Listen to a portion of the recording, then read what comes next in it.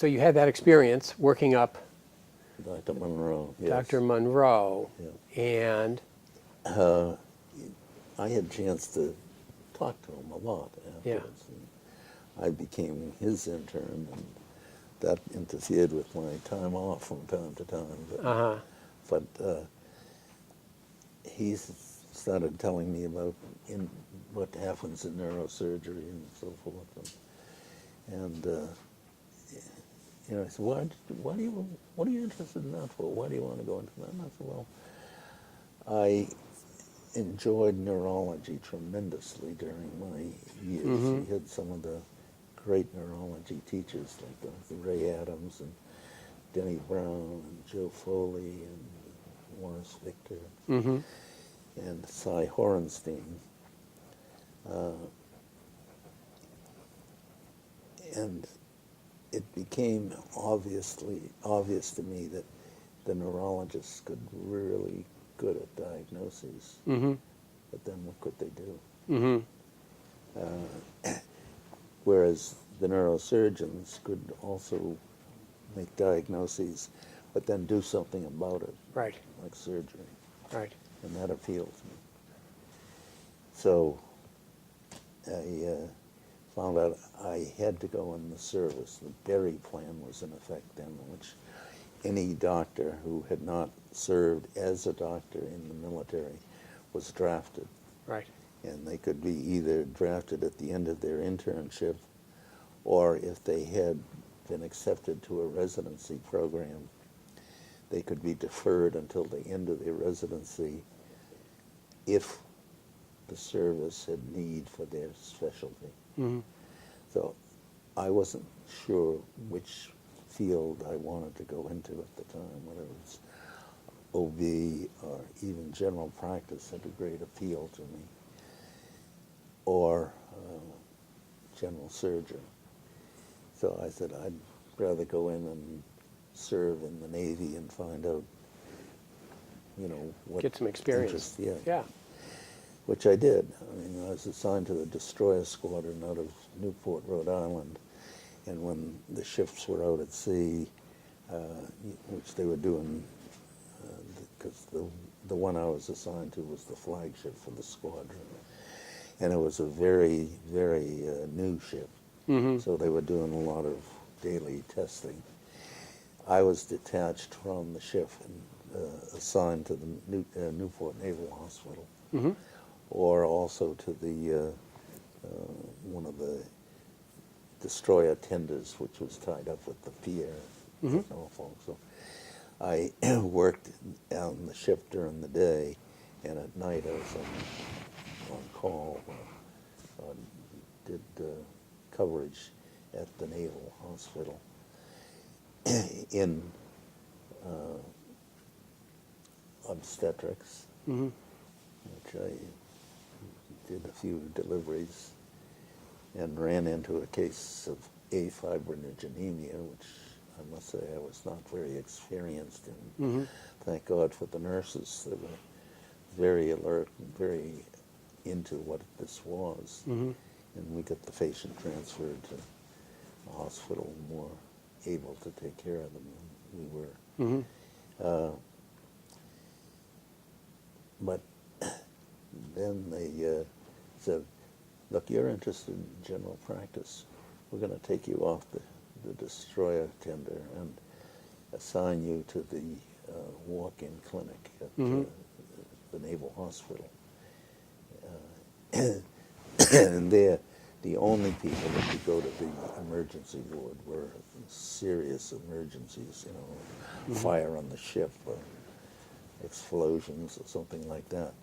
Anyone else who didn't have an appointment for the clinic, whether it be pediatrics or general medicine, whatever, came to this well-being clinic, which is essentially triage. But we used to see quite a few patients a day. Wow. 60 to And then you 70. came back, and by then you'd made the decision regarding surgery and neurosurgery. Yeah. And Barbara had been working at the Brigham and also had worked with the neurosurgical staff while she was there. and she suggested I might be interested in going to the Brigham and the Children's, which was a joint program, which is what I did, and the program from which I graduated. And any experiences to share regarding your years of residency in neurosurgery? Interesting cases, or a picture of the intensity of the work you were called upon to do? Yes, we had a lot of pediatric cases, and with a lot of brain tumors, 50% of which were lethal, and 50% of which were benign tumors, which, if they were not removed, would be fatal. Right. If they were not removed in toto, they would recur. So we were, Dr. Donald Matson was the chief of neurosurgery. He was a superb surgeon, and he really showed us detailed surgery. His chief was Dr. Frank Ingram, who was a resident under, or a fellow with Dr. Harvey Cushing. And Harvey Cushing was essentially the father of neurosurgery in this country. But he was having problems with asthma, and he had not been in the operating room for years. And one day, I was on duty. I got a call from the emergency ward from Dr. Schuster saying there was a 10-month-old baby down there with paraplegia.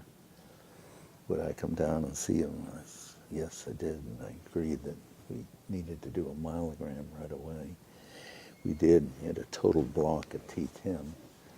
And I said, we've got to take her to the operating room right away. We'll get the OR set up and head up there.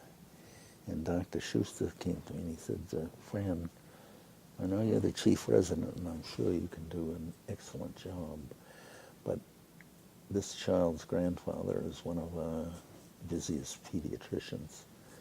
Who is the attending? And I said, oh, I forgot. Dr. Matson was at the neurosurgical meetings in Chicago on his way back. Dr. Shillito was also the attending.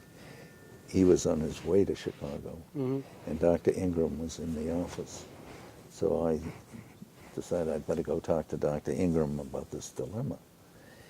And to my surprise, he said, oh, well, let's go. This baby needs to be operated on. So we went over to the operating room. We suited up and scrubbed up and went into the OR and, draped made the incision, started operating. And he said to me, Fran, you're doing some of those things that Dawn learned down in North Carolina. He said, let me show you how Dr. Cushing would do this. And I said, great. So I figured he'd do a few, whatever it was we were doing. And he stayed there working on the thing. And as a result, I got Harvey Cushing type training, which was meticulous. Yeah. And the idea that you didn't leave the operation until every drop of blood was stopped. Yeah. Because, if you left it in the spine and there was bleeding, it would compress and the baby would be as bad off as if you hadn't operated. So we did that and the baby was terrific. Wow. Did great. Yes.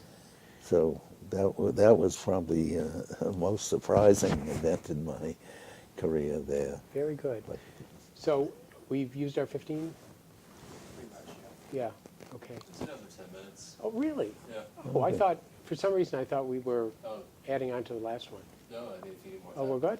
Let's do a couple more minutes. So, as we went into practice, well, no, we'll cover that next, but one point that is worth making is that during this era when you were training in neurosurgery, this was before MRIs, it was before CAT scans, Absolutely. it was before a lot of the diagnostics that we take for granted today. that's right. And the the the way we dealt with these patients was having very well-trained nurses. And they knew when something was wrong and they would call you immediately. And they'd just say, I'm not sure what it is, doctor, but you better come see the patient. I said, I'll be right there. And they were so absolutely right that they had picked up something that was bad going on. And, you know, we could deal with it rather than wait. As unfortunately, I saw one patient who was being carefully monitored with pulse and blood pressure on the chart. And we saw the blood pressure going up like this. We saw the chart going up like this, and the pulse going down like that, and the respirations going down like that to a flat line. And that was one of the things that really stuck in my mind. What in the world did they think they were doing? Why, if they were writing these things in the chart Right. and seeing the trend, Right. why didn't they call someone? Right. They didn't. Right. At any rate, that was in the days. So a lot of reliance on clinical observation, Oh, on absolutely. experience, Absolutely. and history, and basic physical. And the other tool you mentioned was a myelogram, which was not the easiest thing for a patient to undergo. No, especially a 10-month-old. Right. Right. But that was what we had to do. Then I did our own carotid angiograms to see Wow. what was going inside the brain. And then one of the things that was an example of man's cruelty to man was what was called the pneumoencephalogram, in which we did a lumbar puncture and then injected air. With the patient sitting up, the air would rise and displace the fluid in the ventricles. And then we tipped the child or the patient in different directions, taking still pictures of it. In the angiograms, we'd inject the artery with the dye going Right. into the blood vessels, and we'd take a series of pictures with the picture, and the radiology tech pulling the frame out as they took each picture at different seconds after the injection. Then finally they came with a device that stacked the films Uh-huh. so that you could automatically feed them at so many seconds each. That was a big help. Then came the CAT scan, and that was like adding 10 years of life to every neurosurgeon. You could actually see, instead Yeah. of sitting there, finger on the pulse and watching the respirations, you could actually see what was happening in the head. And as things progressed, if the progression was this way as you hoped, then fine, you didn't need to do any more diagnostic picture taking. But if it was going this way, you'd repeat the CAT scan and compare the two and see if there was hemorrhage in the brain or whatever. Right. Something that needed to be operated on or something to reduce the swelling in the brain. Yeah. And then the MRI was invented, and the committee of the state government had to decide who would get different new devices such as this. And their arguments against getting an MRI was, what do you need an MRI for? You've got a CAT scan that tells you all you need to know. But so the next thing you know, every hospital in the country is going to want to do one of these. I said, yes, they would, and they did. But again, that added so much more information. Right. The CAT scan is excellent for detecting bones and Higher precision, less invasive, less well, risky. completely different. You Yeah. know, the soft tissue is what shows up, and anything with fluid in it is much better visualized with the MRI. And again, that made a huge difference in our diagnostics. Yeah.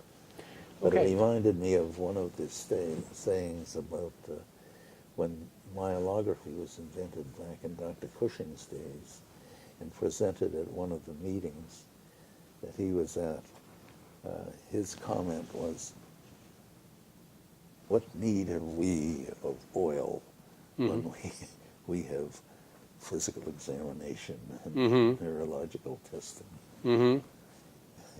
He was opposed to it for a while, but gradually became, oh, we have air. That was it. We have air and Yeah.